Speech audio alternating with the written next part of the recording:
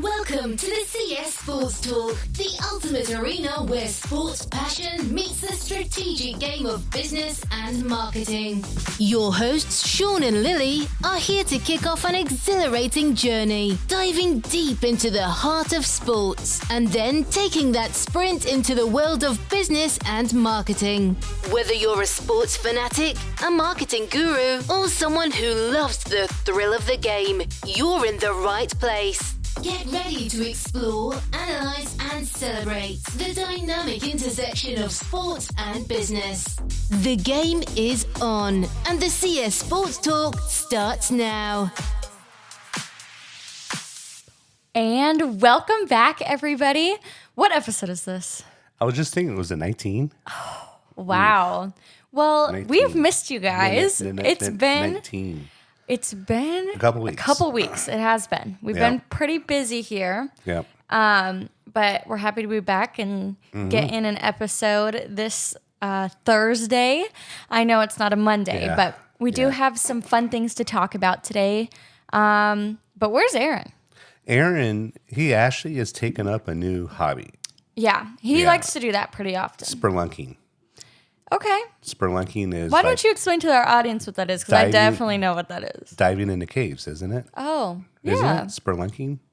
Yeah. Yeah. I saw that on Batman one time. Okay. When he's like getting all his cool tools and stuff, you know? Yeah. It's like, I'm taking up spelunking. That's why he needed So all he's this in stuff. some caves right now? Aaron is, and he's in some exotic caves in Europe because he was finishing up his tour of the Netherlands, I think, last time we heard from him. Yeah, yeah. And he hooked up with a buddy of his and who's a world-class spelunker. Yeah. Yeah. He's pretty cool. Yeah. So hopefully we'll get some more updates about He sends a bunch of spelunking. pictures. It's just all dark. Yeah, so we can't really tell what he's doing. But Really that's why I had to ask. Anyway, when he gets back, maybe we'll have some more updates about that. Yeah. But we do have a question as well. Well, should we start with that or? Yeah, start with the question. Yeah, okay, we'll start with the question. So the NBA playoffs start this Saturday, I think. Yeah. Yep, Yeah. and we want to know who you guys think is going to win. Mm-hmm. I feel like it's kind of like March Madness, where it's just kind of like you never really know. Right. It could be who everybody thinks it's going to be, or it could be some random teams. So, Shawn, who do you think? I think it's going to come out of the West. Okay. I think, I'm going to say on record the Nuggets. They're going to repeat just from their experience from last year. I think, they got a phenomenal team. The T-Wolves and the Thunder are like the up-and-coming teams. Mm-hmm. But kind of throughout basketball's history, only very few teams have ever like gone from nowhere to win the championship. Yeah. I mean, if you think about Michael Jordan, he went through all the, tough times and, all the teams that won always had to like go through a season or two where they almost got there, but they lose in the playoffs. Yeah. And I think that's going to be difficult for the Wolves and the Thunder to go basically from where they were last year, which I don't know if either team really made the playoffs. I don't think they did, but they're on the cusp of it, to being great in one season. It's hard to do. Yeah, it is. Yeah, because teams in the playoffs actually do this thing called playing defense. In the whole regular season, you didn't see that. You saw zero defense. You saw, these outrageous games that were just hard to watch. In my opinion. Yeah. But now if you know anything about Shawn and basketball, no defense. Let them play defense. No harm, no blood, no foul. I'm old school when it comes to because there's two halves of the game. I don't want to get on too much of a rant about that, but yeah. But in the playoffs, teams actually play defense. Yeah. So high stakes. Yeah. Yep. Who do you think? Again, I don't really keep up with basketball as much as I probably should. I know the Suns are in there, but I'm not. I don't think they're gonna make it pretty far. Yeah. I don't know. I don't really know where they're ranked in it, but I know they're not up there. No. So I think in their division they're like 6 or something, 6 seed. Conference, I think they're playing the. That's what I meant, conference. I think they're playing the 3 seed or something. Yeah. Anyway, I just looking at like rankings, I think the Celtics have like the best record. Celtics are really good. So I think I'm going to go with them. Yeah. That's just based off of numbers because That's a good call. I don't really watch. That's but I will watch the playoffs because now I've Yeah. got my bet in. No money. I'm not of gambling age yet, but You're not we can't start calling you Ipe. yeah, not yet. What does Ipe mean? Ipe was the translator for Shohei Ohtani, who placed 19,000 bets. I saw that. Yeah. I did see that. He did win $140 million in those 19,000 bets, but he lost 160. So a little bit of disparity right there. Yeah. But the bet in my mind is going to be on the Celtics, I think. Okay. So All right. we'll see. I'll be rooting for them. Okay. So you got Celtics and I got the Nuggets. Okay. Right. Celtics There and we go. Nuggets. And There we go. we'll be back for an update on that. Yeah. Hopefully Monday we can make an episode and we'll get an update on that. Yeah. But that's our question. Who do you think is Yes. going to win the NBA championship this year? Yep. Put it in the comments of wherever you're seeing this. And we'd love to see your guys' opinions and why you guys think they'll win. Yep. We're going to move on to something else that we're also kind of previewing, which is the NFL draft is next week, next Thursday. Yeah. And that's super exciting. The NFL draft is always an exciting thing for NFL fans. Yep. So I'm very excited. Do you have like a routine or a ritual that you do on draft day? Yeah. No, we don't. We watch it when we can. Sometimes I just check on my phone and see what's going on, but maybe we should start that. I have a ritual. Okay, let's hear it. Nachos. Oh, nachos. Nachos in the draft. I'm going to sound old here, but the draft used to start on Saturday and Sunday, right? So there was no like starting on Thursday, then Friday, then Saturday and Sunday. So I would literally like have nothing to do on the whole weekend. Yeah. And just eat tons of nachos Good. for the whole weekend. Yeah. Yeah. That sounds like a great plan. Maybe I'll take that up too. Yeah. I'm excited though.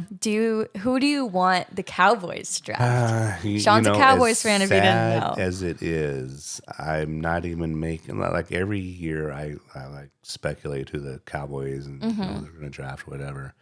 This year I'm so disappointed about their offseason. Yeah. And like I saw yesterday, they signed a running back from Tampa Bay, Royce Freeman, who ran for a whole 350 yards last year. And it's just like, what are they doing? Yeah. What are they doing? So I honestly, I think they need to probably draft, offensive lineman, Okay. Maybe a linebacker. Okay. Nothing, that's Nothing crazy. Yeah. Yeah. No. That's what the Raiders like to do. They like to take the offensive linemen and stuff. Yeah. Yeah, that's usually what they take first round, which is not really what fans like to see. They like to see the big quarterbacks or wide receivers or running backs. Yeah. But yeah. I'm more interested to see what's going to happen like in the first 10 to 12 picks of the draft. Yeah, me too. Like how many trades there might be, Yeah. A lot of speculation that the Giants may move up a couple spots and, whatever. So do you think Caleb Williams should go first to the Bears? It looks like that's what's gonna happen. I think it will happen. I don't know if it should, but I think it will. Yeah. After seeing it more. If you guys didn't know, we talked about this on a couple episodes back, just our opinions on it if you guys want to watch that. But seeing as time goes on, it seems like that's what's going to happen. Yeah. Yeah. Yep. Do you think he should? No. Yeah. I think Jaden Daniels out of LSU would be I my want the dude. Raiders to get him. Yeah. I don't think it's going to happen. Either but that or I would have, drafted. If I was the Bears, I would have drafted down a few spots. Whoever wanted Caleb that bad. Yeah. And still got, either like Jaden Daniels or JJ McCarthy, right? One of those two. Yeah. And you would have stocked up on more draft collateral. Yeah. I think you would have got a better quarterback and, more draft picks. Yeah. So, That is smart. That is smart. yeah. Yeah, I want the Raiders to get Jaden Daniels. I don't think it's going to happen, but it would be nice. I saw the Raiders just posted something on their Instagram story a couple days ago or recent, and it was like 3 draft scenarios where the Raiders come out with a rookie quarterback. So Interesting. we'll see. Yeah, but we usually think that every year, and then they pick an offensive lineman who false starts every single Minnesota play. has drafted for more collateral. So they may be a player in this. Yeah. You know, can you imagine like one of the young rookie quarterbacks coming out with that offense? Oh my gosh. You know what I mean? The Vikings are going to be good, Yeah. I think. Yeah. Same with the Falcons. I think the Falcons are going to be good too. So it's really going to be cool to see because there's Right. been a lot of interesting trades. Right. And so I'm excited to see how the draft plays out Right. just so we can see how the teams are really going to end up. Yeah. I'm very excited. Yeah. Yeah. I'm not excited, except for the first 10 to 12 picks of the draft. Yeah. But you don't think the Cowboys are going to No. I do think anything we're gonna, good? No, nothing exciting. Yeah. No. Yeah. I've already written off next year. Aw. You know, Yeah. Well, at least you won't get your hopes up because that's Nah. what happens with us. I'll every year. join Aaron in spelunking all Yeah. over the world. Yeah. Maybe you'll have to pick up a new hobby instead of sports. I might. Yeah. Yeah. Well, how have your Dodgers been doing? I know we didn't have this on the agenda, they've been but kind of floundering a little bit. Okay. And that they've lost, I think, 4 of the last 6 games, or 5 of the last 7, something like that. That their bottom half of the lineup has been very inconsistent. Their relief pitching's been kind of wonky. okay. Some of their starters are hurt. They're starting pitching. But That's the tough. Dodgers typically start the way this year like this, and come the end of May through beginning of September, they go on this crazy run. So I'm not too worried about it. Yeah. It's still it'll be early. Yeah. Yeah, we're a few weeks into the season, but they'll be fine. Yeah. They'll be good to go. Yeah. They'll be good to go. Oh, last you guys heard, I was about to go to a Yankees game, and I did go to that game, and it was really fun. The Yankees did win. It was the Monday night game against Diamondbacks, and it was really fun. It was good, and I feel like I learned a lot, and so I've been trying to keep up with it more. But next week, I will have more about the Yankees to talk about. What's more important is I'm in first place in one of my fantasy leagues. baseball. Yeah, Okay, good. yeah, I'm in first place, and I'm not taking any prisoners. I'm killing everybody. Okay, good. Well, hopefully we'll have more updates on that too. What about your other league? You're in 2? Yeah, I'm in 2. First place in one of them, Okay. and then in my division, so 2 divisions. And the other one, I'm right in the middle. I'm 1-1 for the year. Okay. So it's weird because you either win or lose the whole week, which I don't like. That's weird. I think I'm going to drop that league next year, Yeah. just because of just the way the scoring system is. Yeah. And all the That's weird.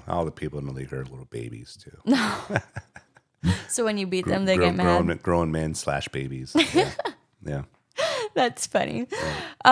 So we also want to know who you guys think your NFL team is going to draft first. That would be an interesting question. My hope is Jaden Daniels, but it's just a hope. It's just a hope. It's probably going to be another offensive lineman or something.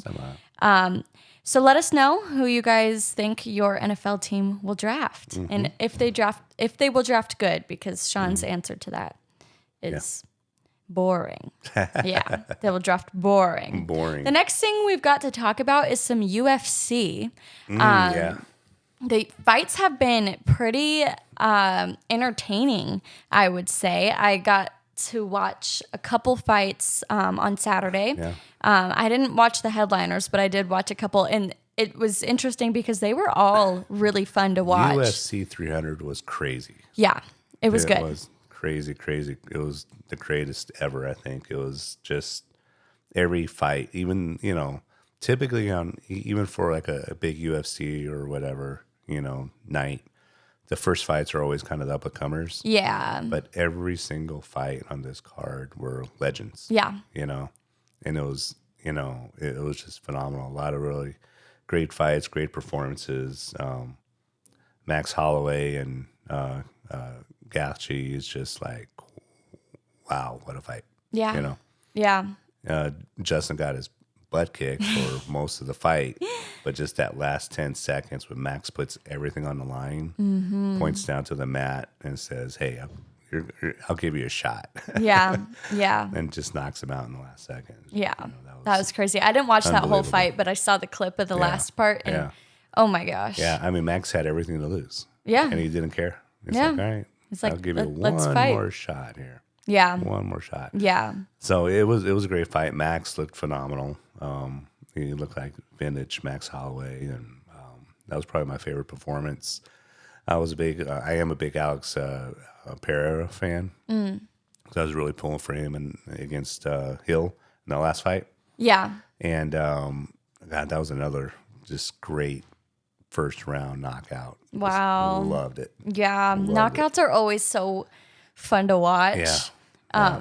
But it's also the first couple fights that I watched, they went pretty far and some of them were really close, but they were just like, they were just so good, so fun to watch. There was parts where I had to look away because I was like, oh my gosh, they're literally beating each other up. The one fight I couldn't watch, literally could not watch, was Holly Holm, her fight.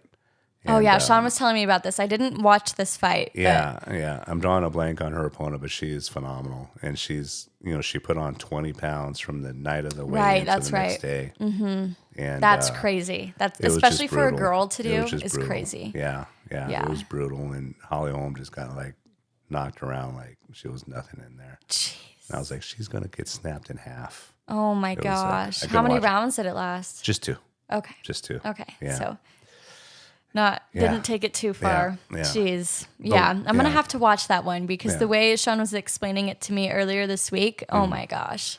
Yeah, one thing that, I think that you can't, it's easy to overlook is like the mental toughness and how much strategy is involved in UFC. Yes, it's not just going toe to toe with somebody and trying to get lucky. There's so much of a mind game with yourself and against your opponent. Yeah. How much you have to study your opponent and realize, what do you have to, either outpoint or knock your opponent out. Yes. And, when you're getting pushed back into the, up against the wall in the octagon, it's like, okay, do you have the mental whereabouts with you to keep calm? I know. Breathe? It's crazy how mentally strong these fighters are because when I watch the fights and I see, especially like the good fighters, like they'll just hug each other right after. Right. And how much respect. To be able to switch into this mindset while you're fighting, to be like, I don't know. And then right after just be like, I would be angry. I know. If somebody was beating me up like that and then right after to just give them a hug, that's it's crazy how mentally tough they are to be able to switch into this fighter mode and then be able to switch out of it. It's so cool. Yeah. And in that last fight, anybody who watched it, I mean, in the last few seconds, Alex Pereira, was kicked on a low blow. And when the ref came to step in, he didn't want time to be called. He told the ref, Herb Dean, nope, let's keep going. And the reason being is because during that first round, he was gauging his distance against Hill. Right, you were telling me about this. He knew he was exactly where he wanted to be. Yeah. And he didn't want to have to reset and kind of start that process again. So, and then literally seconds after that's when Hill got knocked out. Wow. With a overhand left. And there's actually a Daniel Cormier, who's one of the legends and announcer right now, was saying that Herb Dean should have called timeout and should have reset everything. And, he kind of gave that as a misstep on the referee's part. But I don't agree with that because if the fighter's fine, said no, the fighter's fine. Yeah. You know what I mean? But by no means is that the reason why Hill got knocked out. Hill got knocked out because he was just the mental part of everything. Yeah.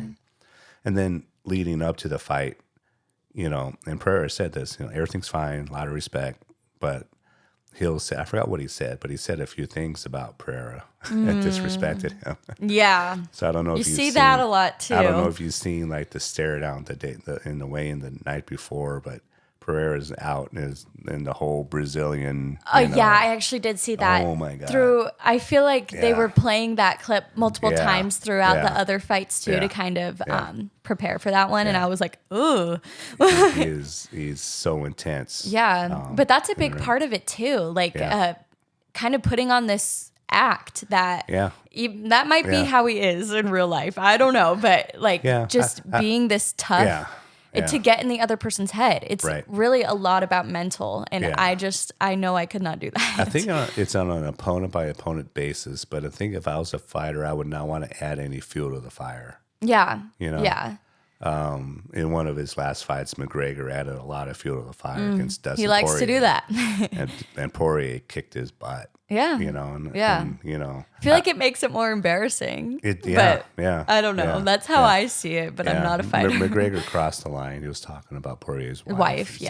Which is, I mean, come on.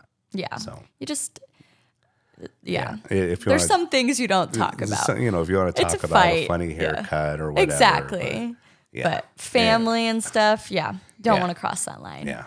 But very interesting. And that was UFC 300, which was I didn't know that. I didn't know that was a big, I thought it was just a great night of fights. But it was a big milestone for UFC. Yeah. So 301, 302 have been announced, and the cards for those are phenomenal again. Wow. McGregor, I think, is fighting 303 in July. Yeah, I heard about that. Him and I'm drawing a blank on his name, but two guys I don't like. So I don't want either one to win. You don't like McGregor? No, I used to like him. Like him. He was one of those guys that really, studies the game, very intellectual, actually. But since his last few fights, ever since the Mayweather, his little boxing gig against Floyd Mayweather, when he really cashed in and stuff, he hasn't done anything. His only win, I think, was against Nate Diaz, I think. And Nate Diaz is, just a lot of respect for both the Diaz dudes, but he's just over the hill. But when McGregor's been in the ring against like the Dustin Poiriers, and there's another guy, McGregor was no match. McGregor was no match. Yeah. So how old is he? I want to say he's mid-30s now. Okay. Yeah, he's not. Fight-wise, he doesn't have a lot of fights under his belt the last couple of years. Yeah. But against Poirier, I think that was his last fight when he broke his leg. Yeah, I remember watching that. And Poirier pointed it out when McGregor was going in for a leg kick, and Poirier, kind of blocked it. Poirier said he felt something in his shin, pointed it out, and sure, seconds later, McGregor took a misstep. And his leg. So. Well, that's going to be exciting. I'm excited to see that. I know I have friends talking about when McGregor's coming back to fight because it's soon. Yeah. So I'm excited. Are they McGregor fans? I wouldn't say they're like fans, but they like to watch him fight. Yeah. Even if you're not a fan of him, it's fun to watch his fights play out because I think it's Michael Chandler. I think he's okay. So I think Chandler's gonna destroy him. Kick his butt. That'll be excited to watch. I think so. Or I will be excited to watch that. So we do have questions for you. So make sure you guys let us know who you think's going to win the NBA playoffs and if your NFL team's going to draft good this year. Yeah. Awesome. Well, thank you guys for listening, and we will see you guys soon. And that's game at the CS Sports Talk. We've hit the highlights of sports, business, and marketing today. Thanks for being with us. Remember to follow and share for more of where sports meets strategy. We're back soon with more insights. Thank you for joining us. Until next time, keep playing the game on and off the field.